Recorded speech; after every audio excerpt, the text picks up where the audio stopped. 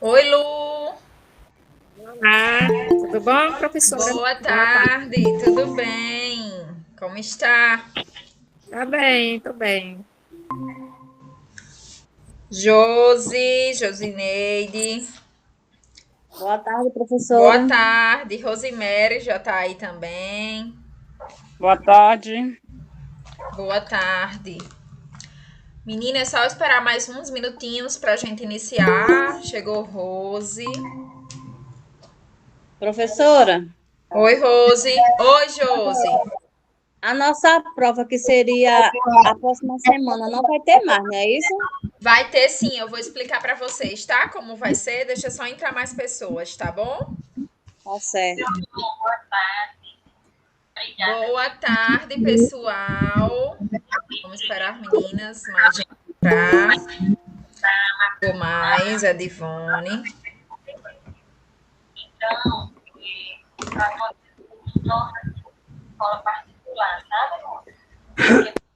Oi, Adivone, boa tarde, tá me ouvindo?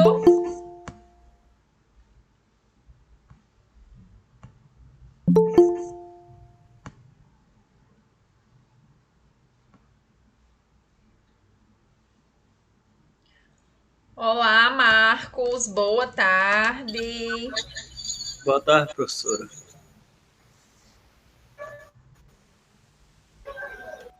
Pessoal, então nós hoje vamos para a nossa última aula deste módulo, tá certo? Nós estávamos trabalhando aí desde fevereiro, né? Esse módulo de saúde e seus cuidados. Tô só aguardando mais um pouquinho a galerinha entrando.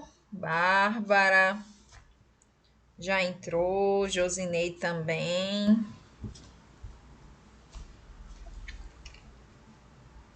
Como é que vai ser? Então, só para explicar, como vocês sabem, nós estamos aí, né? Chegou Raíssa.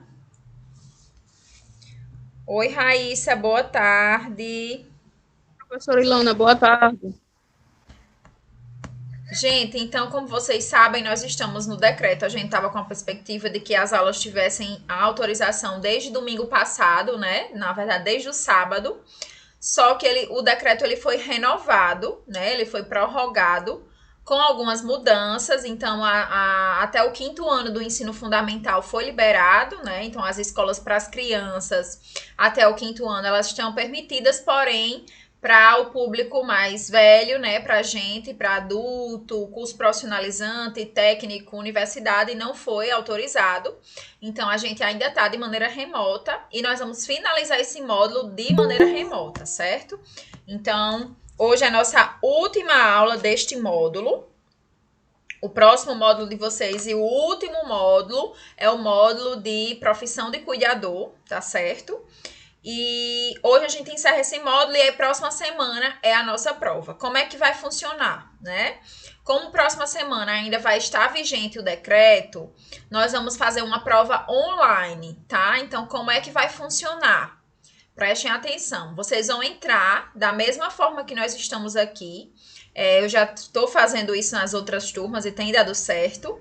Vocês vão entrar de maneira online e aí nós vamos enviar o link para vocês da prova aqui no Meet. Então, vocês, quem tiver só no WhatsApp, não vai receber o link da prova. Só vai ter direito a ter o link da prova quem entrar no ao vivo, porque aí eu vou fazer a chamada e vou ficar monitorando quem está fazendo a prova. E aí vocês vão receber esse link. Vai ser semelhante àquele link que vocês recebem das atividades. Mesmo esqueminha, só que, claro, com mais questões. Algumas questões vocês vão precisar digitar lá, escrever, ao invés de só marcar. E aí vocês vão ter o horário da aula para mandar essas respostas junto aqui online. Vocês vão fazer na hora que a gente tiver aqui online. Vai terminando a prova e vai me dizendo, né? Professora, terminei, finalizei. Aí eu online aqui já consigo ver e já consigo enviar para vocês no privado a nota de vocês. Então é dessa forma que Professora, a gente pode colar? Exatamente, eita, Vanira, pergunta, né? Não é falar aí. Então, a comunicação entre vocês não vai existir, mas vocês vão estar em casa com o material de vocês então vocês vão poder ter acesso ao material, certo? Então vai ser mais uma facilidade aí para vocês e para a gente não atrasar, ficar aguardando, porque a gente não sabe a perspectiva, né? É claro que a gente sempre espera que volte, mas vamos supor que chegue dia 16 e seja de novo prorrogado para ficar online. Aí vai ficar essa prova só adiando. Então, a gente vai fazer logo dessa forma. Então, próxima semana, 4 da tarde, vocês vão entrar online. Eu vou entrar aqui junto, vou explicar para vocês como vai funcionar e vou mandar o link aqui. Vocês vão abrir aí no chat, na conversazinha, vai chegar o link. Vocês vão clicar e aí vocês vão ter as 2 horas, né, para realizar a prova. Atenção! Não podem entrar muito tempo depois do horário, tá? Então, eu vou ficar aqui online. Professora, e aí vocês... Oi. Com licença. Sou eu, Rosalba. Oi, Rosalba. Qual vocês vão mandar, assim, algum exercício pra gente, igual da outra vez? Sim, eu vou Para a enviar. gente dar uma estudada, professora. Sim. Hoje, gente, assim que terminar a aula, eu já vou mandar as perguntinhas para vocês se basearem por elas, tá certo? Então, não se preocupem que eu vou enviar, como toda prova eu sempre envio. Mas Pronto, como eu disse... a gente estuda e faz depois, né? Igual da outra vez. Foi exatamente. Mas aí na prova, próxima semana, vocês vão ter que entrar no ao vivo, como aqui, né? A Aparecida que chegou agora aí, preste atenção para você entender. Vocês vão entrar no ao vivo junto comigo. E aí eu vou mandar o link aqui pela conversa do Meet, não vai ser pelo WhatsApp. Vocês vão abrir o link da prova e vão respondendo. Terminou, professora, fala comigo aqui no microfone. Professora, terminei. Aí eu já vou estar lá, porque já chega no meu e-mail na hora a resposta. Aí eu já vejo, já corrijo, já mando lá pro privado de vocês a nota, certo? Combinado? Certo. Nós vamos estudar. Combinado. Vai dar certo, vocês são ótimos. Ok. Bora lá, então vou projetar. Hoje nossa aula vai ser sobre transtornos somatoformes, tá?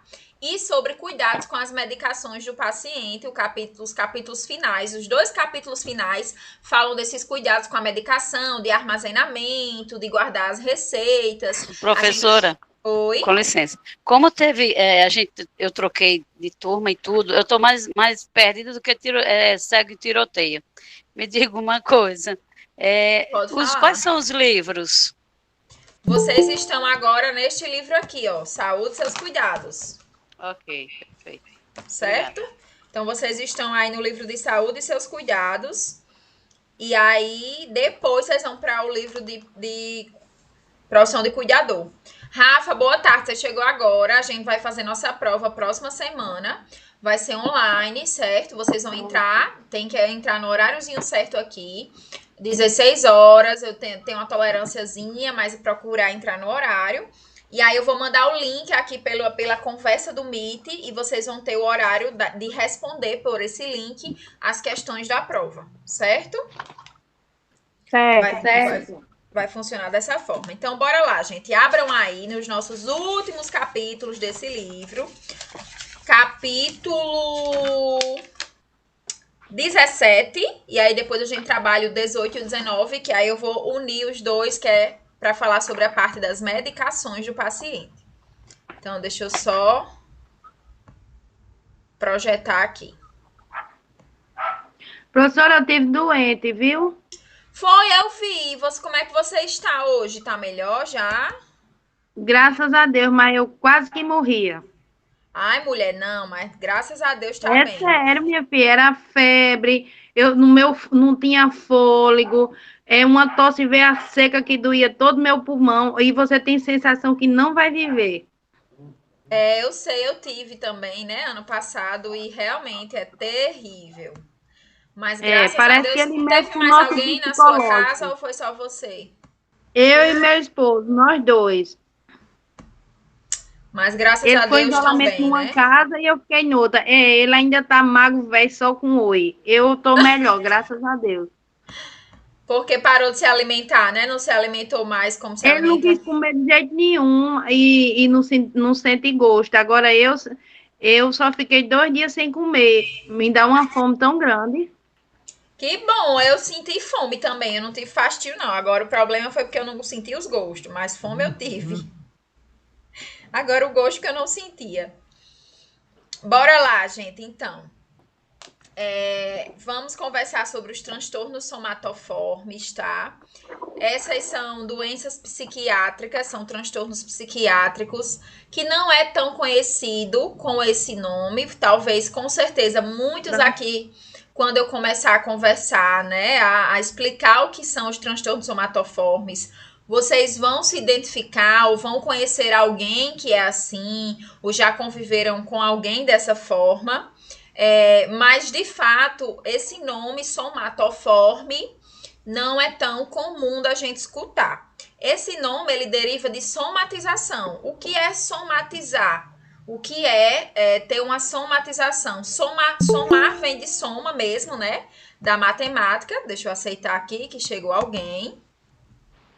Deixa eu ver quem foi. Mônica. Oi, Mônica. Estamos aí no capítulo de transtornos somatoformes, tá?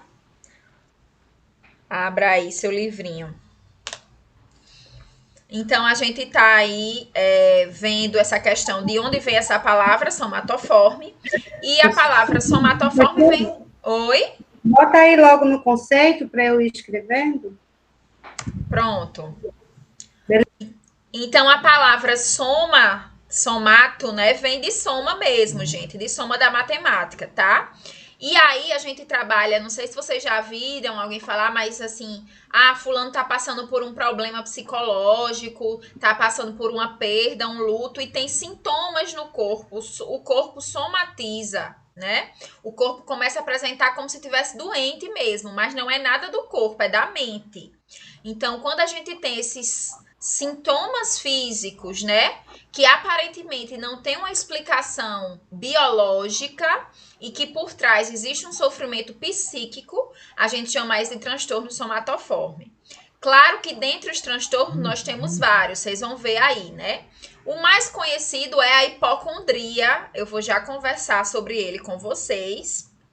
Mas vamos ver então o conceito para a gente começar a abranger aí, a entender melhor esse nome. Então, o transtorno somatoforme vai ser essa classificação médica para doenças que persistem apesar dos transtornos físicos presentes não terem explicação de natureza. Ou seja, o paciente tem uma dor que ele sente, já fez todo o exame, já foi para todo o médico possível, ninguém descobre o que é, né? Ali pode estar por trás um transtorno somatoforme, né? Ali pode estar por trás uma depressão, um sofrimento, uma perda, algo que faça o corpo dele padecer, sentir dor. E aí ele, obviamente, vai acreditar que aquela dor é um câncer, né? Alguns ficam muito impressionados e acabam achando que tem a pior doença do mundo. Professora, e algumas pessoas falam que essa doença é espiritual, né? Sim, ainda tem esse lado, né, também, Ivanira, que realmente existe esse cunho aí de acreditar nessa parte mais espiritual. De fato, a gente sabe que, obviamente, para quem acredita pode ter relação, né, mas na parte biológica a gente entende que é mais essa questão de sofrimento psicológico mesmo, né, o nosso corpo, gente, ele tem uma conexão direta com a mente, né, tudo que nossa mente passa, o nosso corpo, ele sente. No dia que você passa por uma perda, por um sofrimento, por alguma coisa que lhe perturba, o seu corpo, ele sente aquilo. Então, tem pessoas até que, por exemplo, quando passam, não sei se você já viram, a febre emocional, né? A pessoa perdeu alguém, algum familiar, ou teve algum aborrecimento, no outro dia tem febre, né? E a febre não é explicada por nada, não é porque tem uma infecção ou tá com alguma doença, não. É emocional mesmo. Então, tem muito essa questão da somatização. Nosso corpo começar a apresentar sintomas físicos decorrentes de sofrimento psíquico. Então, todos nós temos um pouco de somatoforme, né? A gente não tem um transtorno, mas a gente tem sintomas somáticos. Todos nós temos esses sintomas. Todos nós, em algum momento, já acreditamos que como Ivanira falou aí, achava que ia morrer, né? E vem o medo do adoecimento, o medo de ter alguma doença séria, às vezes porque descobriu que a mãe tem um câncer, que um tio tem um câncer e achar que também tem esse câncer. Essas são preocupações comuns, a gente tem isso. Mas tem pessoas que essas preocupações, elas são excessivas. Então, acredita tanto que tem um câncer, por exemplo, que começa a fazer vários exames sem precisão nenhuma, investigação, vai para médico, às vezes não sente nada, mas insiste que tem ali uma doença. Ou, por exemplo, tem uma dor que não é uma fratura, que não é nada por trás, mas que ele acredita que seja um câncer, e ele briga com o médico e diz, não, tem um tumor, eu tô doente, eu vou morrer, e aí para de comer, começa a emagrecer, começa a sentir sintomas de fato da doença sem estar com a doença. Existe a gravidez psicológica, não sei se vocês já ouviram falar, né? Mas a gravidez psicológica é um tipo de somatização, né? Aquela pessoa ali acredita de fato, às vezes acontece muito a gravidez psicológica depois de um aborto, depois da perda de um filho, né? E aí aquela mulher, ela, através da dor, daquele sofrimento, ela vivencia aquele luto, imaginando que possa engravidar de novo, e o corpo começa a ter os sintomas, produção de leite na mama, sente a barriga, às vezes cresce, né? Sente movimentos na barriga, só que aquilo é irreal, é apenas da mente. Então, tudo que faz nosso corpo sentir algum sintoma, alguma alteração, mas que não é real, que na verdade é fruto do nosso pensamento, dos nossos sentimentos, a gente chama de somatoforme, de sensações, de sintomas somatoformes. Mas o transtorno é quando isso passa do limite. Então a gente vai conhecer agora quais são esses tipos de transtornos que passam do limite, tá? O primeiro é a somatização. Então, o primeiro transtorno somatoforme, o nome já está dizendo somatização.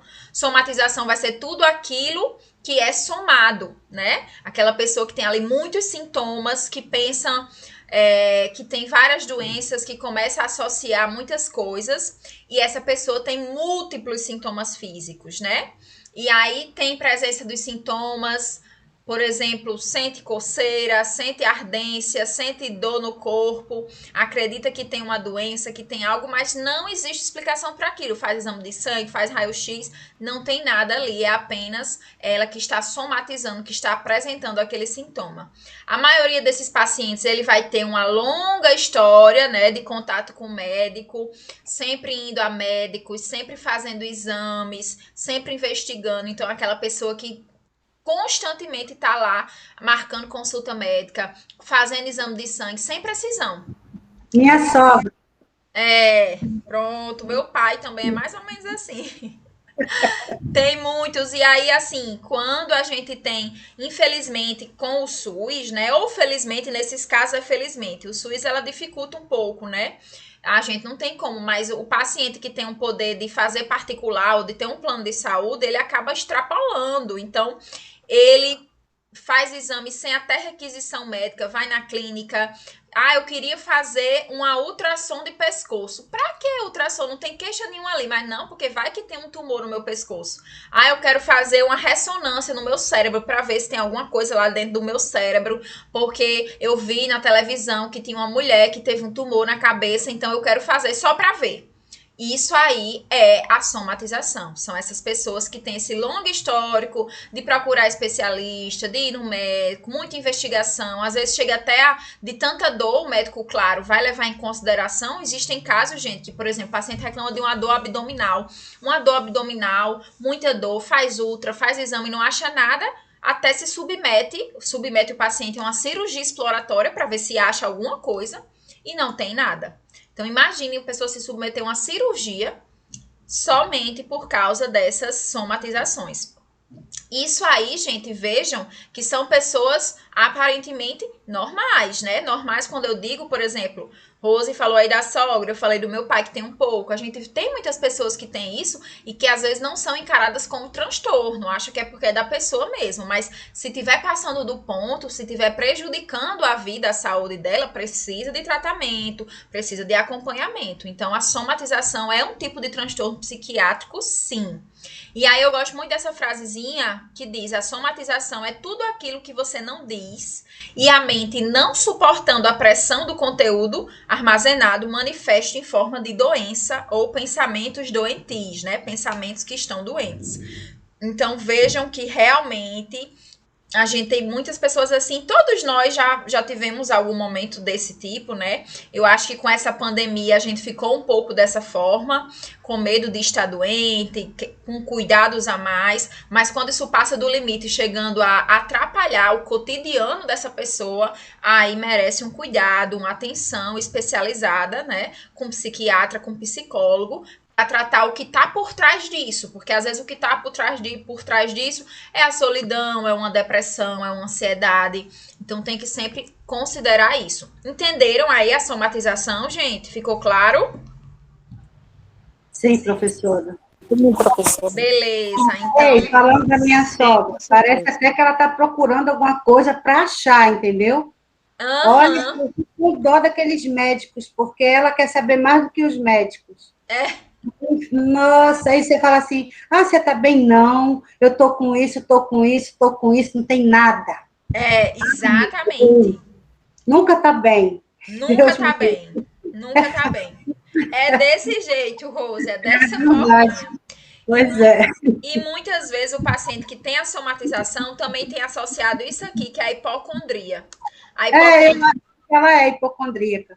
Pronto, a hipocondria é outro tipo de transtorno somatofórmico que pode estar juntinho com a somatização. Então, enquanto a somatização é essa preocupação e a presença dos sintomas, o paciente diz que sente, eu tenho muitas dores, eu tenho muita dor de cabeça, eu tenho muita dor no corpo. Aqui, o paciente hipocondríaco, ele, na verdade, é aquele paciente que é viciado em informações sobre saúde, viciado em medicamentos, em ler sobre doenças na internet e achar que é o médico e achar que entende de tudo. Então, tem uma obsessão, né, com doença. E ele acredita muitas vezes que tem uma doença muito grave, né? Esse aqui, vejam a diferença. A hipocondria pode ser que o paciente não tenha sintoma nenhum, tá? Então, ele não tem sintoma, mas ele acredita que possa ter um problema grave, e aí ele vai estudar, ele vai ler, ele vai pesquisar, pega qualquer site aí do Google, lê e já acredita, lendo a lei já diz, pronto, eu tenho essa doença. Certeza que eu vou morrer disso, tenho essa doença. Já a somatização, o paciente tem sintoma físico mesmo, no corpo. E às vezes o paciente tem as duas coisas, tem os sintomas físicos e também tem essa obsessão por a doença. Pode ser uma doença ou várias, né? Então, tem pacientes que você senta com ele, tem pessoas que você senta só fala sobre doença, que tem tal doença, que tem isso, que tem aquilo, que vai morrer, que não sei o que já fez tanto exame, que já tem... E aí, isso lembra muito a questão da hipocondria, né? Geralmente é desenvolvida durante a idade adulta, né? Então, ela tem certeza que está doente, fica imaginando, pode ter sintomas ou não, né? Mas o principal sintoma da hipocondria é o medo, a preocupação, né? Então, às vezes nem tem sintoma, mas ele já imagina, e se eu sentir isso? E se eu tiver isso? E aí são pessoas que também visitam o médico com muita frequência, mas na hipocondria tem a associação da questão da pesquisa. São pacientes que leem muita bula de remédio, são pacientes que estão lá, por exemplo, leu a bula do remédio, viu que tinha um efeito colateral lá, né? Então, às vezes é comum, leu a bula e diz 0,01% dos pacientes podem ter vômito. No outro dia, ele vai dizer a você que vomitou e foi por causa do remédio, né? Então, eles têm muito essa... Oi. Isso chama-se psicossomático também, né? Isso, sim. Que é do São sintomas psicossomáticos. Exatamente, também. A gente pode chamar de somatoforme ou psicossomáticos, é a mesma coisa. Mas é só um assunto do mesmo jeito sendo o oposto. Da mesma forma que tem esses pacientes aí que são procura muita doença, né, que são hipocondríacos, existe o outro que não quer ir ao médico de maneira nenhuma. Sim, claro. Entendeu? Por medo de descobrir que tem alguma doença, né? Exatamente. Eu tenho uma pessoa que não faz exame de sangue há 10 anos. Tem muitos, né? Na minha família também tem muitos, principalmente os homens, né?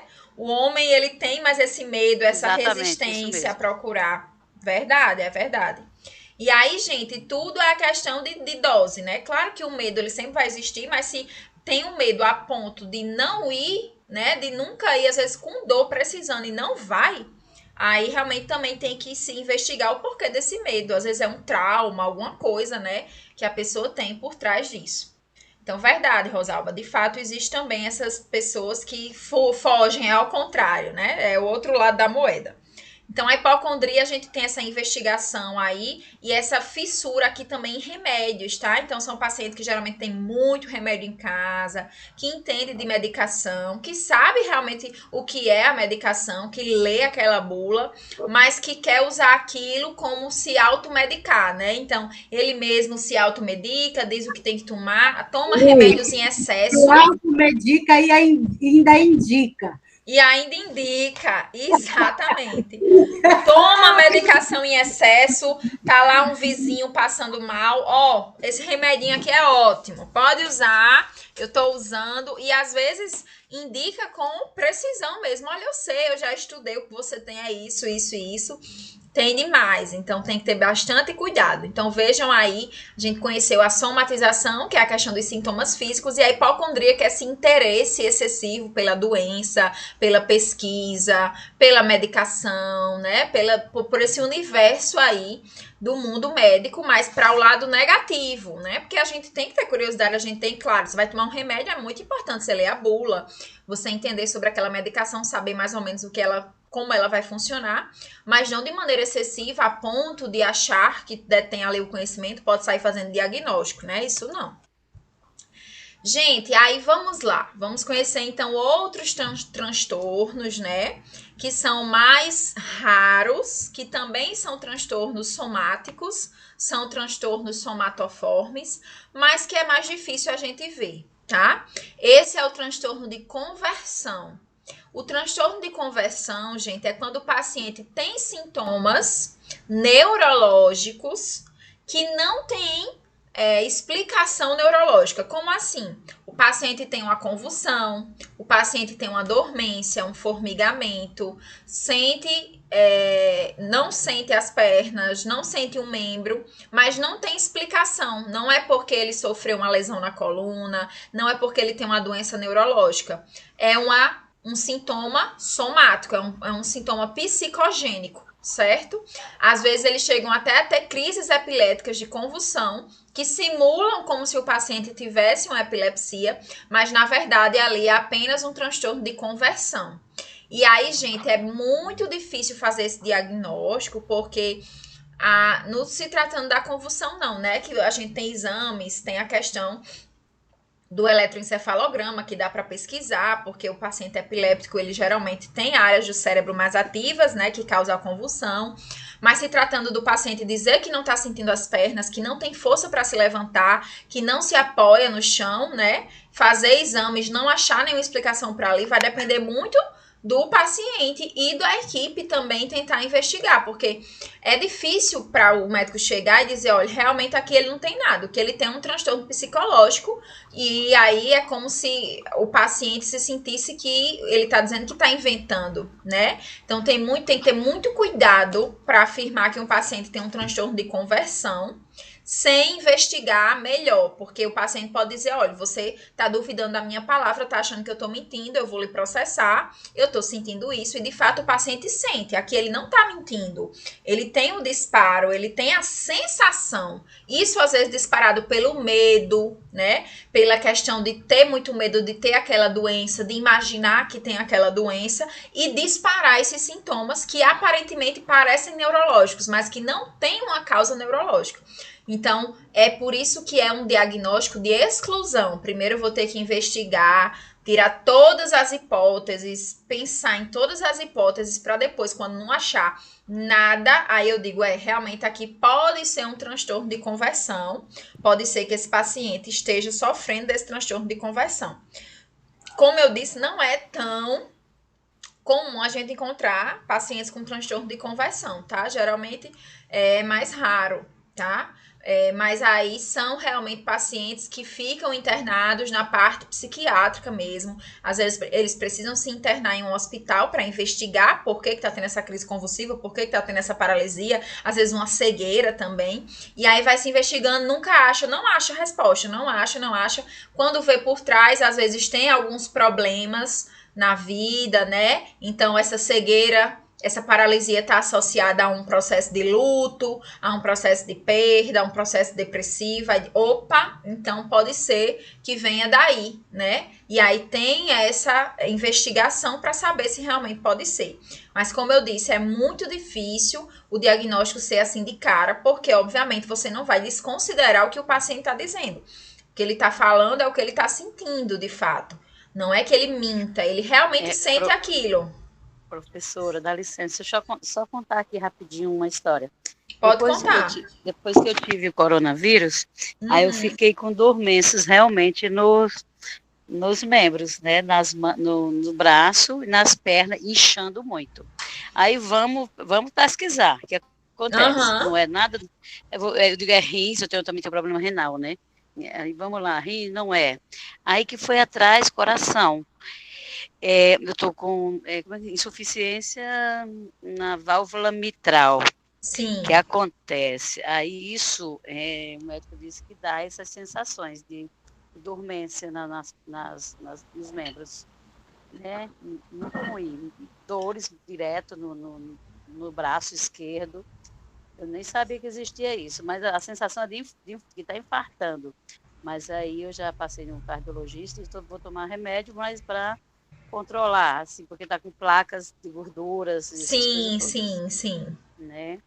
Mas sim, as dormências, na verdade, elas aparecem, né?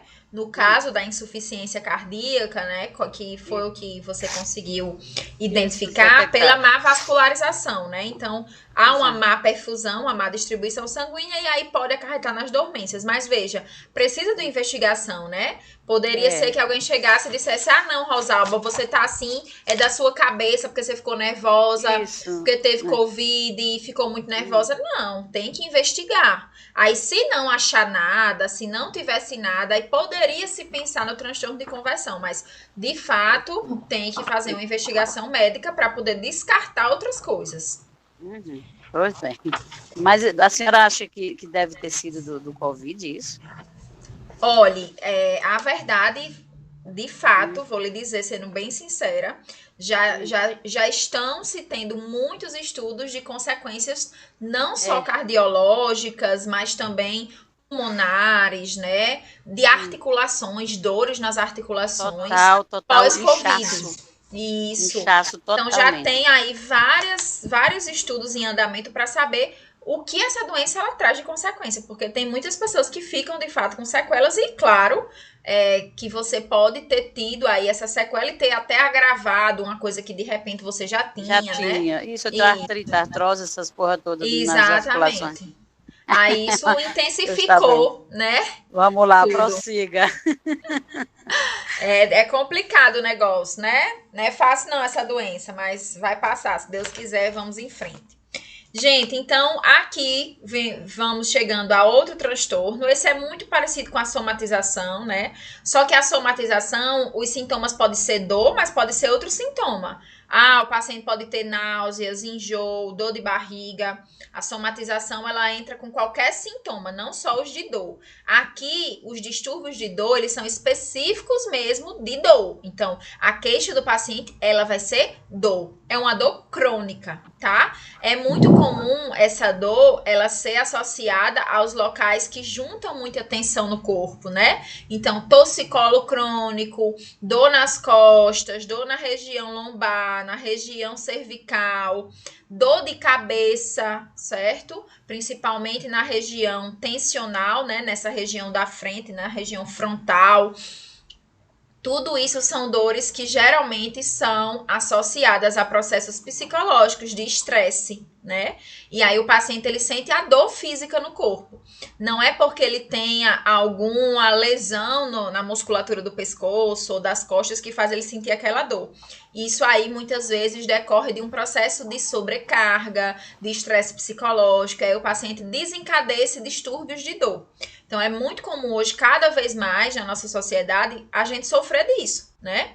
Aqui, com certeza, alguém tem alguma dor crônica. Eu tenho, por exemplo, nas minhas costas, eu tenho uma dorzinha crônica mesmo, que piora quando eu tô mais sobrecarregada, quando eu tenho mais afazeres, quando eu tenho um estresse, um aborrecimento. Então, eu já sei, já consigo associar que isso realmente tem a ver com o meu dia a dia, né? E aí, essa dor, às vezes, ela é tão incapacitante que ela pode impedir do paciente trabalhar, estudar, né, se socializar. Então, tem pacientes que têm realmente dores bem fortes e não são explicadas, não é porque tem uma hérnia na região da coluna, nada disso. É porque tem por trás esses processos aí psicológicos, né, esses processos aí de sobrecarga, de estafa, de estresse.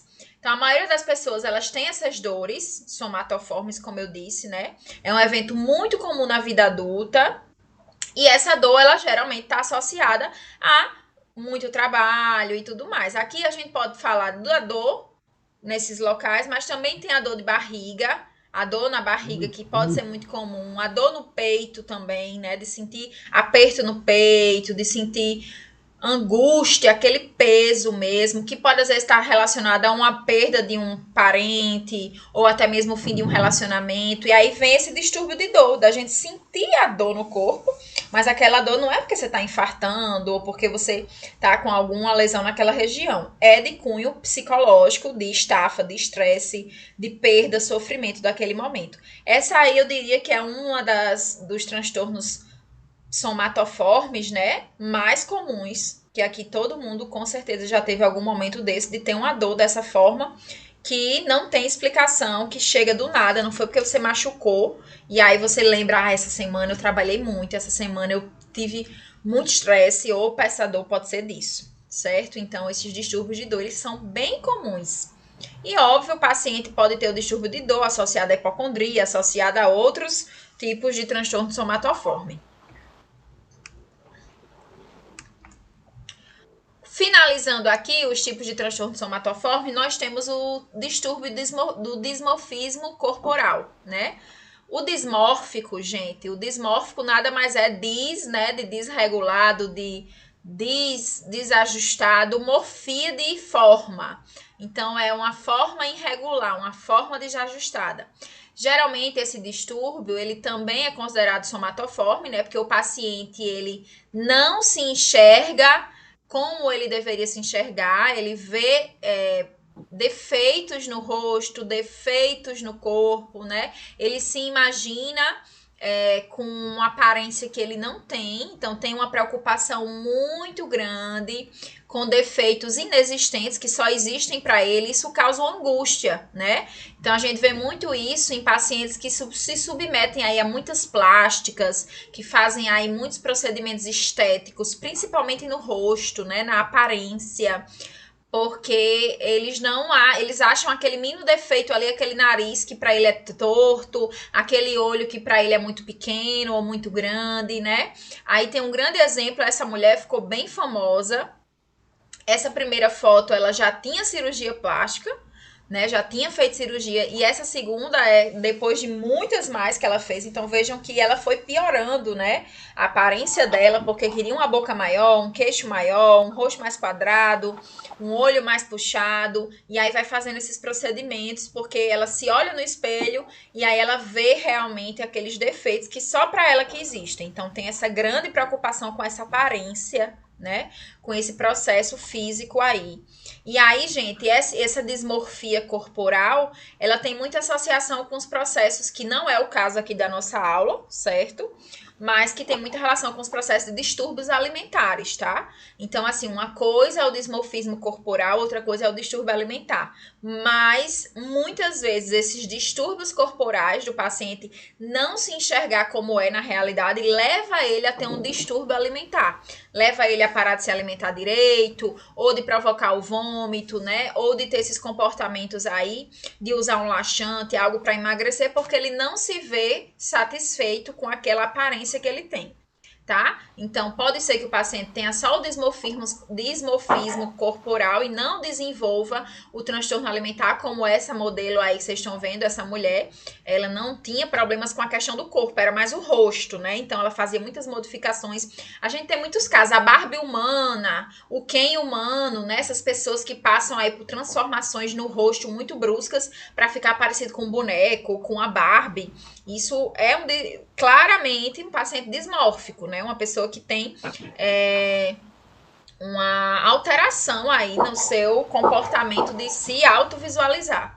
Mas claro que isso pode chegar ao ponto do paciente, né, insatisfeito, precisar se restringir de alimentação ou provocar vômito, e aí leva a um quadro de dismorfia, de distúrbio alimentar. Então, uma coisa pode levar a outra. Mas aqui, nesse caso, o que se considera como somatoforme é apenas o paciente dismórfico, né? É aquele paciente que tem um problema com a aparência. Não aquele da alimentação. O da alimentação já se caracteriza como um transtorno alimentar. Então, vejam que uma coisa pode levar a outra, mas são coisas diferentes. O dismorfismo corporal é a insatisfação com o que se vê no espelho. Na verdade, ele vê coisas que não existem, né? Ele se imagina como ele não é. Então, ele tem aí esse distúrbio na aparência, na imagem. Os distúrbios de imagem. Gente, e aí, né, esses sintomas, como a gente já comentou, de todos esses transtornos somatoformes, eles são inexplicados, né? Então, muitas vezes não tem por trás a doença, como a gente já viu. E isso vai desencadeando mais doenças no paciente, né? Então, é muito comum... Doutora, isso tudo tem no livro? Tem no livro, porque tá? Eu tô acompanhando aqui, porque eu quero ler depois para tirar 10 na prova. Sim, senhora, mas eu vou mandar esse slide, tá certo, para vocês? Tá certo, obrigado. Mas tem aí no livro de vocês, página 73, 74. Depois 74. vocês dão uma lidazinha. Porque eu sempre trago outras, ou de outra forma, né? Mas sempre o que eu falo aqui tem no livro, tá? Só que eu só explico de outra maneira, às vezes de uma maneira mais simples, para vocês entenderem melhor. Ilana, Oi? com tudo isso, a nossa prova vai ser quando?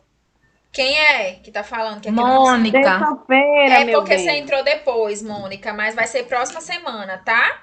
A prova de vocês vai ser próxima terça, só que vai ser de modo remoto. Eu vou enviar para vocês. Vocês vão entrar online, todo mundo vai ter que entrar no horário da aula, 4 horas. Aí eu vou enviar aqui no Meet, pela conversa, pelo chat, o link da prova.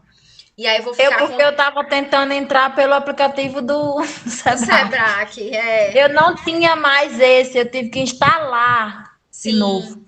É porque o outro ficava dando muito erro, aí eles decidiram ficar só por esse por enquanto, porque funciona melhor, é mais rápido. Tá aí, bom, então. próxima semana vai ser online a prova, então vai ser bem bom para vocês, que vocês vão estar em casa com livrinho, tudo mais. Só peço que vocês fiquem online, tá? Vocês vão precisar estar online aqui enquanto fazem a prova. E quando for terminando, vocês vão só dando ok pra gente, que aí eu já vou corrigindo e já mando a nota pro privado. Tá bom, então, obrigada. De nada, meu amor. Então, gente, como eu estava falando, esses pacientes com os transtornos somatoformes, eles passam por muitos sofrimentos, né? E esses sofrimentos, eles vão desencadeando reações. E aí, às vezes, esse paciente já é ansioso, ele já tem um quadro depressivo e ele tem a piora desses quadros. Então, às vezes, o paciente, ele tá lá bem, tudo mais, não tem nem uma depressão, uma ansiedade, mas começa a desenvolver depois de ter um transtorno somatoforme. Então, tem a piora de quadros ansiosos, tem a questão de aumentar as preocupações, né, excessivas, que é o pensamento ansioso, da gente ficar sempre pensando, e aí vai dar certo, e amanhã como vai ser, e depois de amanhã como vai ser. Esse é muito clássico do pensamento ansioso. Aí isso geram crenças imprecisas, exageradas, de achar que vai morrer, de achar que tem uma doença muito séria, de achar que o nariz é torto, que o corpo é deformado, né? Então essas são crenças que a gente sabe, o paciente relata, mas você vê ali nitidamente que isso é apenas da cabeça dele, que é irreal. É algo que ele está imaginando. Realmente é totalmente exagerado. E aí isso cria muitas vezes esse quadro, né? Mais ansioso, mais depressivo. Às vezes o paciente, por ter essa insatisfação, ele tem emoções mais fortes, então pode ter reações de mais agressividade, de mais raiva, de mais fúria, né? Então pode ser uma pessoa mais irritada, uma pessoa mais explosiva, porque já sofre disso tudo, desses transtornos somatoformes, e aí tem essas demonstrações de emoções fortes, ou um choro muito fácil, né? Que chora, que se debruça, que sofre, aquela pessoa que sofre demais com esse processo. Então, isso tudo são consequências, né? São coisas, reações prejudiciais que vêm com esses transtornos somatoformes, né? E aí, isso tudo leva à piora do quadro e o adoecimento mais ainda dessa pessoa. Muitas vezes eles têm até resistência ao diagnóstico, né? Ao cumprimento do tratamento, então eles não aceitam, não acham que tem aquilo. Então, você vai dizer para aquela pessoa que é hipocondríaca que ela tá tomando muito remédio, que tá errado, ela vai dizer que não, que isso não existe, né? Que é da minha cabeça. Então, tem essa resistência também que acontece por parte desses pacientes. Então, é muito comum aí que a gente tenha essas reações prejudiciais quando o paciente sofre de um transtorno somatoforme. E aí, como é que a gente... Professora, Oi? geralmente os idosos gostam muito de tomar remédio e a gente tem que esconder, né? Sim, os E idosos... gostam de criar doencinha, elas adoram dizer que tá doente. Os idosos... Até mesmo pelo processo já se tem muita associação com isso, já se fala muito nessa associação da questão do ficar só, né? Dos filhos saírem de casa, da solidão que às vezes o envelhecimento traz. E aí umas formas de fuga é simular doenças, dizer que tá doente, né? Tomar remédio. Então, tem muito isso, realmente, de fato. A gente sabe que o envelhecimento aumenta a chance de adoecer, obviamente, mas muitos se aproveitam dessa situação e bota para descer mesmo nas medicações, nesse abuso de consulta, de Criar medicação. doença. Eu tô passando por um processo agora com o irmão do meu sogro, né? Que é um idoso já e tudo mais. E aí apareceu uma dor, só pra vocês entenderem, apareceu uma dor nas costas dele. Ele já fazia exames, ele tem plano, então a cada 3 meses ele ia nos médicos, todo médico você imaginar, ia no neurologista, cardiologista, fazia exame, tudo normal. E aí apareceu do ano passado pra cá, com a pandemia, né? Uma dor nas costas, que não tinha explicação, fez exame, fez tudo.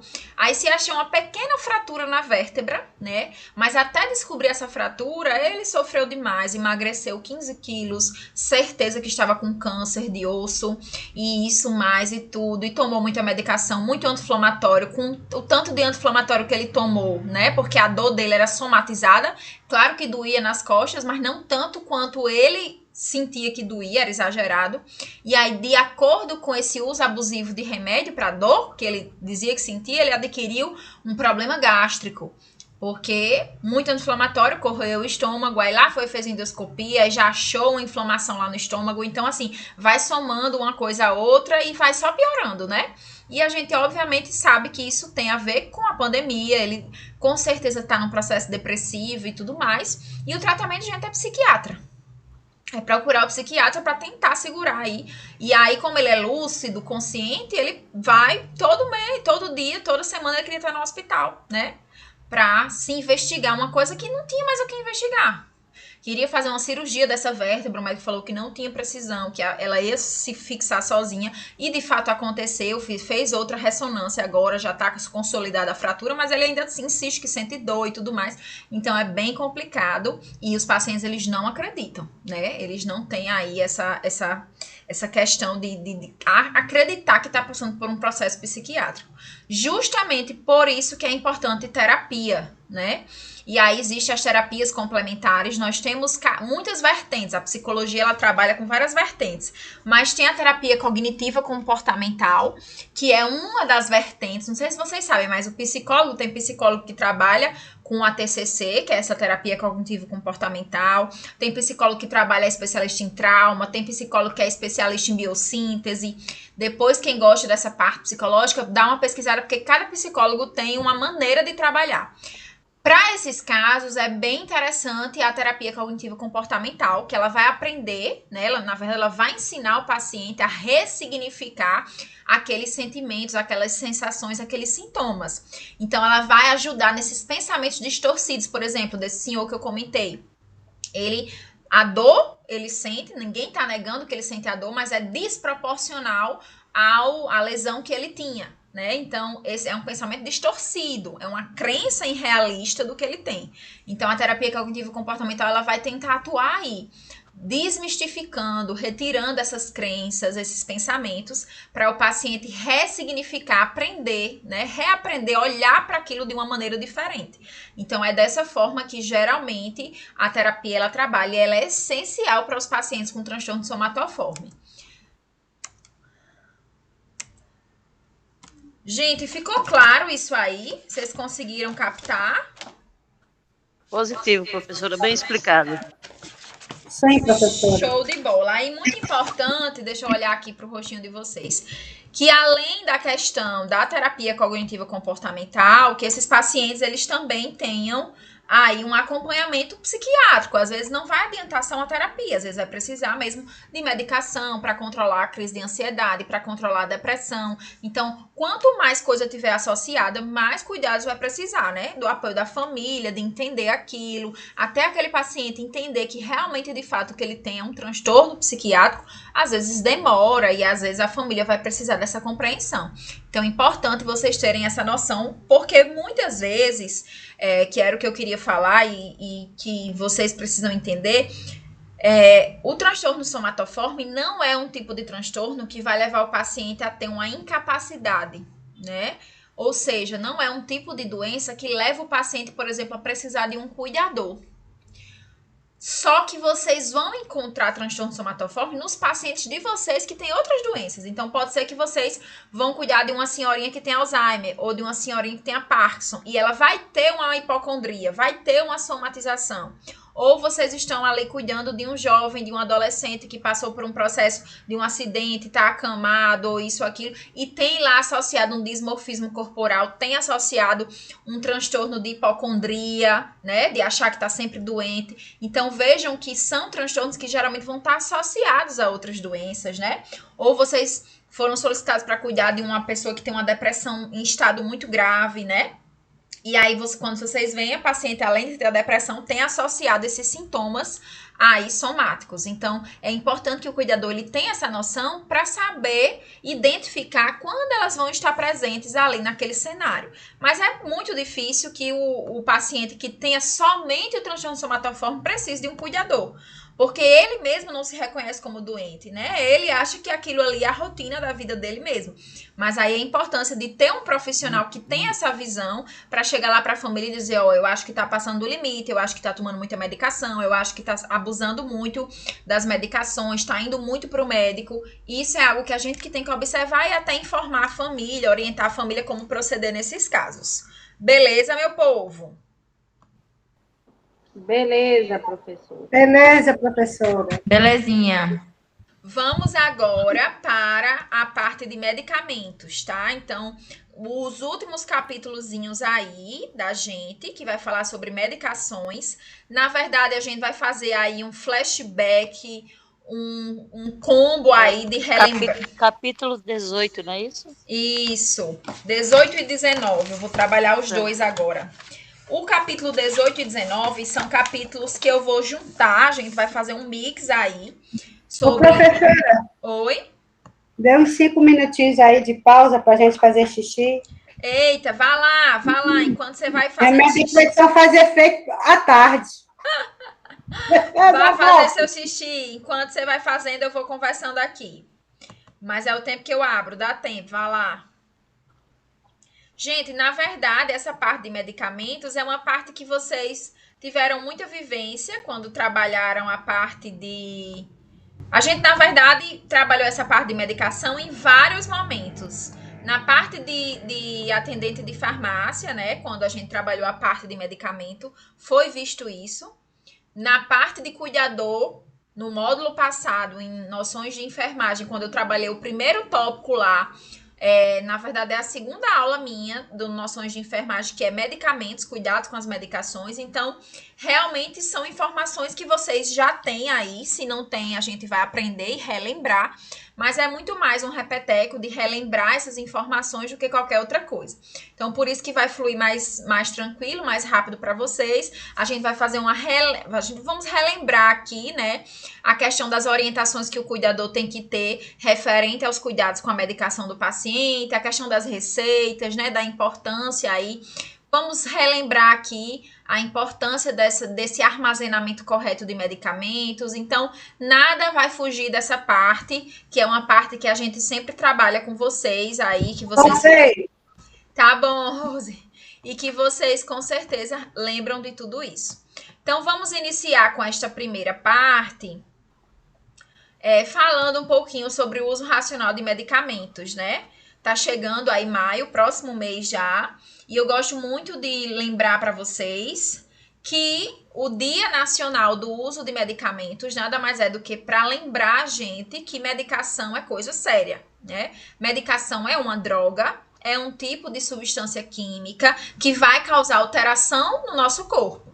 Então, o funcionamento do nosso corpo vai ser alterado pelo uso do medicamento.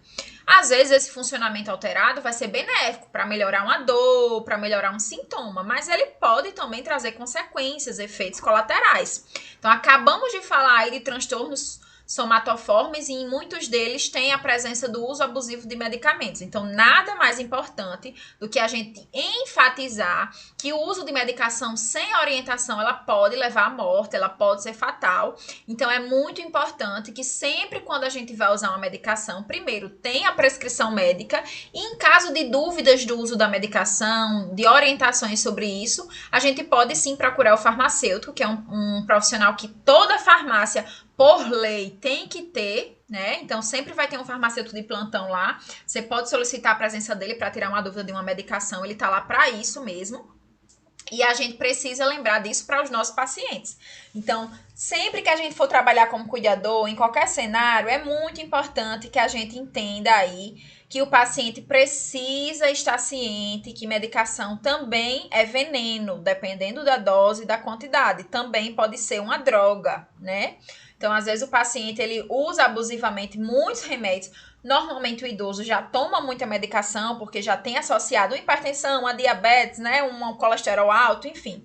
E, além disso, ainda toma medicação para dor, medicação para depressão. Às vezes, cura uma coisa e prejudica a outra, né? Exatamente.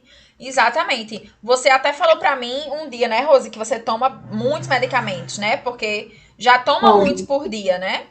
É isso. Pois é, então é sempre bom a gente ter essa noção. Eu já tomo muita medicação porque preciso, né?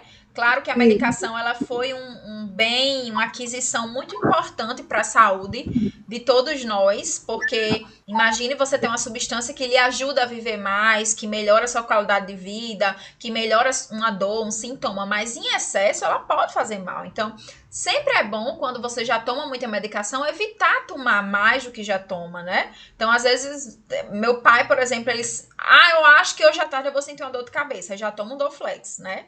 Ele é desse tipo assim. Então, não podemos incentivar esses comportamentos nos nossos pacientes. A gente sempre tem que procurar explicar para eles que medicação é, sim, uma coisa séria.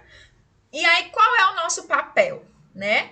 A gente, quando começa a prestar uma assistência a um paciente como cuidador, a gente precisa ter aí papéis muito bem definidos, né? Vocês tiveram uma visão de uma abordagem medicamentosa lá para o atendente de farmácia, lá para aquela pessoa que está lá num balcão despachando medicação. Aqui vocês vão ser as pessoas que vão orientar o paciente e administrar essas medicações. São vocês que vão dar o comprimido lá para ele tomar, dar o xarope. Então, aqui a responsabilidade é ainda maior. Por isso que eu sempre gosto de dizer, eu disse isso para vocês lá no módulo de noções de enfermagem, na segunda aula de medicamentos. Vai para o entrevista de emprego, tá conhecendo quem é seu paciente, peça a lista de medicações que esse paciente toma. Estude a doença que ele tem. Estude as medicações que ele usa. Você não é obrigado, né, a saber decorado todas as medicações que existem, dosagens, miligramas. Nem eu sei, nem o médico sabe, né? A gente tem como consultar essas informações.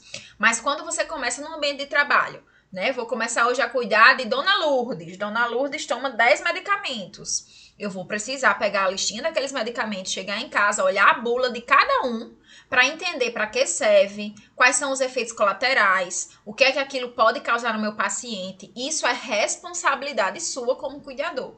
Então, é muito importante que o cuidador ele saiba todos os medicamentos que o paciente dele usa e as dosagens. Isso é um aprendizado tão grande, gente, que às vezes você cuida de um paciente e aí quando você vai cuidar de outro, muda de emprego ou muda de paciente, às vezes até são as mesmas medicações, então você já tem aquele conhecimento prévio de outro paciente, de outra pessoa que você cuidou, e aí isso vai somando informações, vai somando conhecimento. Então, muito importante a gente ter essa prática de estudar as medicações que o nosso paciente toma.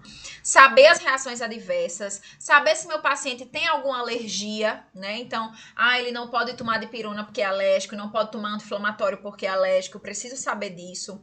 Se o paciente usa bebida alcoólica ou se usa alguma droga, né? São informações que a gente precisa saber. Claro que na maioria das vezes você pode me dizer, professora, mas a gente vai cuidar de pacientes muitas vezes acamados, né? Pacientes que vão precisar de ajuda para tomar banho, para se locomover, mas nem sempre, gente. Às vezes vocês podem ser contratados para cuidar de um senhorzinho, de uma senhorinha que mora sozinho, que é só para fazer ali a companhia a ele.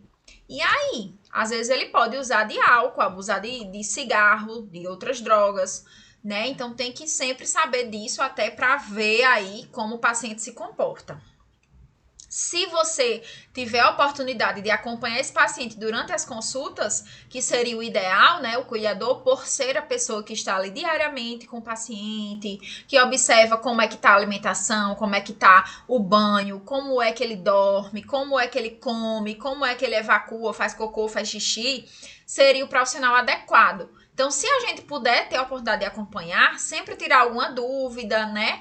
Ou às vezes mandar pela família alguma pergunta, alguma dúvida que você tenha, do tempo do uso daquela medicação, se aquela medicação tem uma interação com algum alimento, se aquela medicação pode afetar o sono, se aquele paciente pode dirigir ou não com aquela medicação, que isso são coisas que a gente pode ver na bula, mas não custa nada também tirar essa dúvida com o médico, né?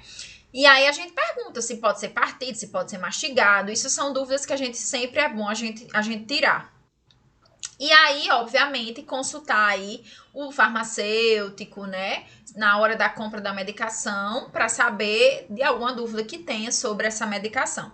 Mas, como eu disse, a gente tem essa consulta também em casa, com a própria bula, então a bula já nos dá muitas e muitas informações desse nosso paciente. Então, gente, começou a cuidar de um paciente, começou a ter esse contato com ele, já procura essas informações, né? Já organiza aí na cabecinha de vocês qual é meu papel como cuidador daquele paciente, tá? E aí, obviamente, com isso, o seu cuidado vai ser bem mais direcionado, você vai saber aí manejar muito mais fácil a vida dele, certo? Aí, na parte da página 76, tem alguns conselhos importantes aos pacientes, né? A questão de a gente orientar o paciente a não tomar medicação sozinha, de não indicar medicação ao colega, porque serve para ele, não vai servir para o colega, são coisas diferentes. De se ele se sentir mal, avisar você, de procurar um médico, um serviço de emergência, né? Então, tudo isso é para a gente ter uma comunicação boa com ele e saber que ele pode confiar em você, tá? Então, às vezes é muito comum, né, ele indicar a medicação para um vizinho, para um colega. É sempre bom a gente explicar para ele que o que funciona para um pode não funcionar para outro.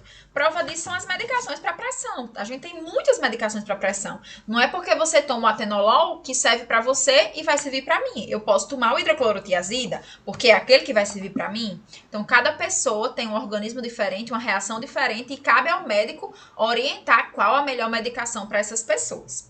Quanto à questão das receitas, gente, vamos só falar um pouquinho sobre as receitas. Deixa eu só mudar aqui o slide.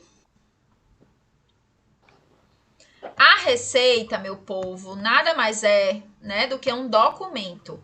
Eu sempre gosto de enfatizar que receita é documento, para vocês entenderem da importância da gente até guardar essa receita, da gente ter sempre essa receita pertinho da gente, para que a gente entenda que a receita, ela é sim um conjunto de informações que vai servir para mim em diversos momentos. Seja no momento até mesmo para orientar aquele paciente, mostrar para ele qual é a medicação que ele usa, informar para ele qual medicação está ali, ou até mesmo, gente, para guardar essa receita para a próxima consulta. Às vezes o paciente ele muda de médico, o médico queria saber a medicação que ele tomava antes, você não lembra, guardou a caixa, jogou a caixa fora, não lembra mais como é que usa aquela medicação. E aí, o que é que vai fazer? Então, guardar a receita é algo muito importante. A gente viu isso em desenvolvimento pessoal. Eu acho que vocês lembram disso. Eu estou apenas abrindo aqui para lembrar a parte de receita, mas a gente trabalhou isso nas aulas de desenvolvimento pessoal, que foi desde o período que eu comecei com a turma de vocês. Mas só para a gente relembrar que a receita, a prescrição, né? Ele é um documento que deve ser guardada, armazenada, deve estar escrita a tinta ou pode ser de maneira digitalizada, né? Para evitar a questão da escrita mal feita, né? Então, é sempre bom. Foi com o paciente para consulta, não entendeu? Pergunta ao médico que está escrito ali. Confirma as informações daquela receita, né? Então, eu não posso sair sem entender. Às vezes, o paciente tem...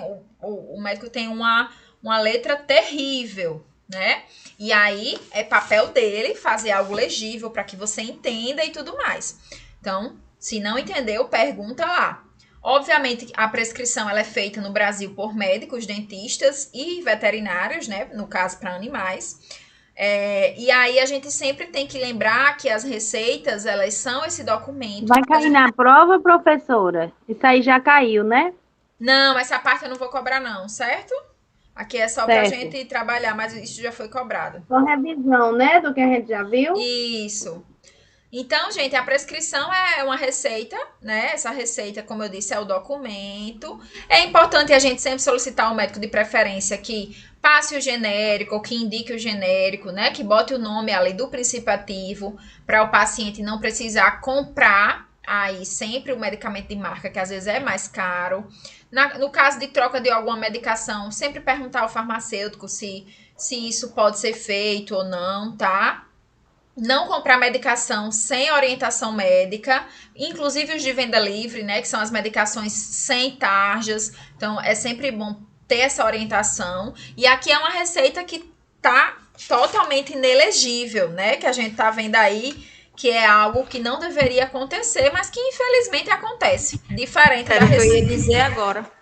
Isso, exatamente. Era o que eu ia dizer agora, que eu não estava entendendo nada que ele escreveu aí. Exatamente. É bem... Eu acredito, por ter uma noção mais, né, convivência mesmo, que seja amitriptilina, que é um antipsicótico, até porque é um centro psiquiátrico, né, e o nome é bem familiar e conhecido, mas alguém que não tem familiaridade, e aqui não tem obrigação nenhuma na parte de atendente de dispensar sem entender, né, então vejam que essa é uma receita péssima.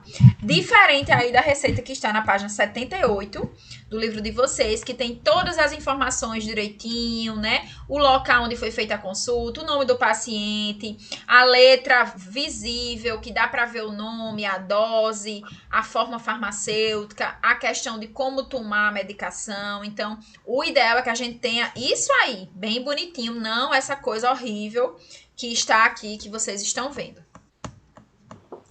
E aí, continuando essa parte, né, do nosso papel, sempre lembrar de entender a receita, não sair com dúvidas, que é o que eu estava falando. Ler a bula dos medicamentos, sempre que for administrar as medicações, né? Se for um comprimido ou até um xaropezinho, tem que sempre dar uma águazinha depois, não tem problema nenhum da água, tá? É até importante, porque engolir no seco pode aumentar o risco de engasgo, né? De sufocamento, então é sempre importante, mas não usar outros líquidos. Às vezes existe interação medicamentosa com água, com leite, com sucos, com alimentos. Então, sempre bom, quando for dar um líquido para ajudar o paciente a tomar a medicação, ser água. Algumas orientações na hora de administrar essas medicações, né? Sempre explicar ao paciente o que ele vai tomar, tá certo? Então, é muito importante deixar claro para ele qual medicação. Não precisa dizer o nome, às vezes tem um nome complicado, mas vamos tomar aqui sua medicação lá para o Alzheimer, dona Joana, lá para a pressão, para diabetes. Se for um paciente que fica acamado, né? Que tenha problemas para se sentar, sempre levar a cabeceira. Não pode dar deitado para não correr o risco de engasgar ou lateralizar a cabeça, se ele não conseguir levantar, né? Pode botar ele de lado, que diminui o risco de engasgo. A questão da água, como eu já falei. Se preciso diluir, então um comprimido eu tive que triturar, então faz a diluição sempre com água.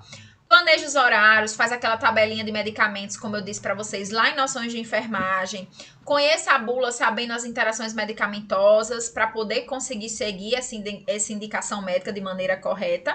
É interessante que a gente sempre guarde a última receita, né? Porque pode ser útil na próxima consulta, como eu já falei para vocês. Sempre checar a quantidade, né, gente? Para saber se está acabando. Então, é papel do cuidador também informar a família que aquela medicação está acabando para que ela reponha, para que ela compre outra. Então, não deixar para avisar só quando tiver apenas um comprimido, 2 ou 3, porque às vezes é uma medicação mais cara, a família precisa de tempo para comprar a medicação. Então, sempre que tiver aí faltando alguns dias, uma semana para acabar a medicação, já avisar para que a família adquira esse medicamento. E não interromper o tratamento sem orientação médica, né? O único caso que a gente autoriza de interromper o tratamento é se depois que o paciente tomou a medicação teve uma reação alérgica. Então, apareceu algum sintoma, inchou, ficou sem ar, mancha no corpo vermelha, o lábio inchou, o paciente está cansando, cheio de pintinha, isso é uma reação ao que ele tomou ou que comeu. Aí, nesses casos, a gente suspende. Mas suspender por conta própria, sem nenhum efeito adverso, a gente não tem essa autorização. Lembrar do armazenamento correto, né? Oi? E tem remédio que a gente não pode triturar, né? Que é aquele tipo de cápsulas que vem dentro daquelas cápsulas, não pode abrir as cápsulas para tirar, porque aquilo ali, aquele envolto dele já é para não danificar o medicamento, exatamente, né? Por isso que quando eu falei aqui nessa parte de diluir, eu falei do comprimido, né? Porque realmente vocês devem lembrar lá da parte de atendente de farmácia, eu também revisei isso em Noções de Enfermagem, que a gente não pode partir nem fragmentar a cápsula, né? Somente comprimidos, justamente porque a cápsula tem esse envoltório que é protetor da substância. Então, se a gente faz aí a abertura, a gente está inativando, às vezes, a substância e aí, obviamente, o tratamento vai ser prejudicado. Isso mesmo, Rose. Então, gente, lembrar da questão do armazenamento, né? Evitar exposição solar, evitar umidade, de preferência guardar tudo assim, identificado, em caixinhas, né? Se for uma medicação ou algo que precisa ficar refrigerado, não guardar na porta ou no freezer. Sempre guardar na região média mesmo, na região das prateleiras da geladeira, né? Aqui, como é uma região muito fria, perto do freezer, gente, pode congelar, pode chegar a mais de 2 graus. A menos de 2 graus, desculpa. E a medicação em geladeira, refrigerada, é para ela estar de 2 a 8 graus. Então, não pode nem ficar muito quente, nem muito frio. Por isso que o local ideal seria nessa região aqui do meio da geladeira. Atenção às medicações, se o paciente toma uma tarja preta, deixar mais escondido, não deixar de fácil acesso, porque no momento de alguma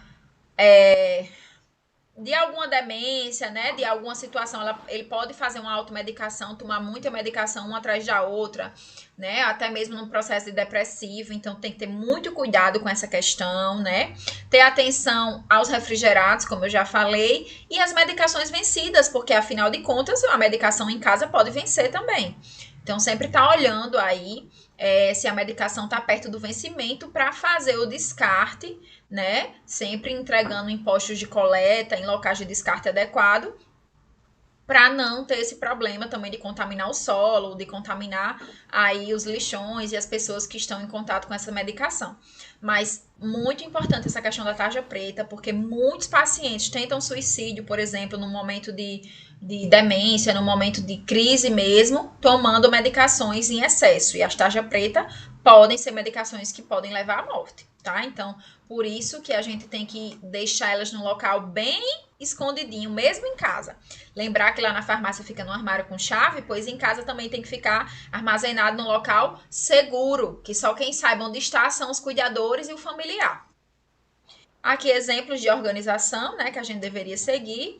As tabelinhas, que seriam bem interessantes que a gente fizesse, até para pregar na parede, na geladeira da casa do paciente, para todo mundo ter ciência das medicações que ele usa e dos horários em que ele usa aquela medicação, né? E a questão da bula, né, gente?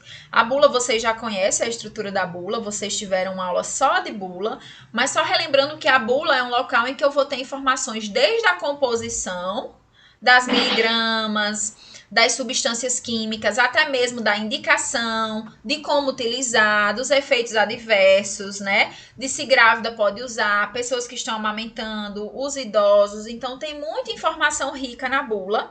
Hoje, a bula ela é organizada por perguntas e respostas para facilitar esse entendimento, porque muitas vezes anteriormente, quando ela era aquele texto cansativo, longo, com palavras mais difíceis, muita gente não tinha o costume de ler e acabava que ela passava batido. Então, hoje ela tem essa linguagem mais acessível, essa organização mais didática para facilitar o entendimento das pessoas. Então, a estrutura dela, ela vai ter identificação do medicamento com nome, né? O princípio ativo, a forma farmacêutica. Vão ter informações para o paciente como para que a medicação foi indicada, como o medicamento vai funcionar no corpo. Vão ter as contraindicações, ou seja, quem esse medicamento não pode usar, né? Que tipo de paciente não pode usar esse medicamento? Como também vão ter aí a questão dos efeitos adversos, ou seja, eu vou tomar a medicação, o que é que eu preciso saber? Se eu estou grávida, se eu estou amamentando, né? Se eu sou um idoso, o que é que isso pode causar em mim? E as interações medicamentosas, que também vão constar lá na bula e que são importantíssimas, porque a gente pode ter interação medicamentosa com um medicamento que o paciente já toma, por exemplo, ou com uma comida, com um alimento. Então, é bem importante que a gente lembre de ler a bula para verificar se aquele medicamento não interfere em outro que você já toma, e aí isso causar aí uma interação medicamentosa no corpo desse paciente que pode levar a situações de complicação, de gravidade, né? E até mesmo de morte. Então, algumas interações, elas podem levar à morte também. Beleza, meu povo, pode falar. Ontem eu fui naquele carro Reviver para fazer a minha mamografia. Estava aqui na UBS, daqui de Cidade Verde, onde eu moro, né? Sim. Aí eu vi as pessoas falando que estavam aplicando também a vacina do Covid lá. Eu vi uma mulher lá perguntando se ela, que o pai dela tomou a vacina, né? Só que ela estava perguntando se podia, de quanto tempo depois podia beber, que ele gostava de beber. Aí eu falei, meu Deus do céu. Aí teve uma lá que falou, no mesmo dia que ele tomou, ele bebeu. Eu falei, meu Deus, isso já era para ser explicado durante a aplicação, né? Viu, Rose? Você falando desse assunto, bem interessante. Hoje eu estava vendo um material de um médico falando que interfere, sim, a bebida com né? Interfere. Pode não ter eficácia a vacina. Exatamente. E aí, gente, assim, Professora Linda, você vai entrar nesse outro livro agora, porque eu precisava dar uma saída. Não, eu vou fazer a chamada agora, finalizamos a aula. Então tá, show de bola. Show. E aí, gente, a falta de informação, né, que as pessoas têm. Imagina, tomar uma vacina, eu precisaria de no mínimo 15 dias com o meu organismo saudável, dormindo bem, se alimentando bem, para poder minha imunidade conseguir ser desenvolvida. Positivo, e a bebida... foi isso mesmo que ele bateu a tecla na imunidade. Exatamente. E aí, gente, bebida com certeza vai afetar a imunidade, né? Mas é engraçado que meu tio foi tomar domingo e ele me fez essa mesma pergunta, quando é que eu vou poder beber? Meu Deus, né? Esse povo não se aguenta um dia. Bora lá, meu povo. Então, vamos fazer a chamada. Lu. Bárbara. Edivone. Presente. Ivanira.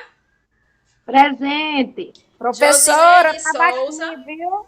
É Tá porque bom, eu tava meu amor. tentando, eu não conseguia. Tá bom, eu botei, viu? Tá. Josineide achei. Souza e Josineide Barbosa, as duas estão aí, né? Sim. Luana faltou hoje. Marcos tá aí. Aparecida. Ok, Marcos. Aqui. Maria Rosemary. Tô aqui, professora. Cadê o café? Já foi. Marlene faltou hoje. Mônica tá aí. Tô aqui. Rafaela. Raíssa. Tô aqui. Ok. Rosalba. Deusinha, Vivinha, glória a Deus. Amém, Senhor. Rosmarie. Online. E Valéria faltou hoje. Gente, então, combinado. Próxima semana a gente faz nossa prova. Olha, mamão com açúcar não faltem, porque nada melhor do que uma prova online ainda com consulta. Meu Deus, né? Então, próxima também semana. a senhora, Eu amo prova online, professor. Adoro. a senhora faz que nem daquela outra vez, coloca As Ai, foi muito perguntinhas. boa. Vou Isso, colocar, perfeito. viu? E aí, Show de bola. 16 Beijo, horas, querida. viu? Procurem entrar no horário. Beijo, gente. Fica com Boa, Deus. boa Obrigada. Não quer semana. nada, né? Tchau.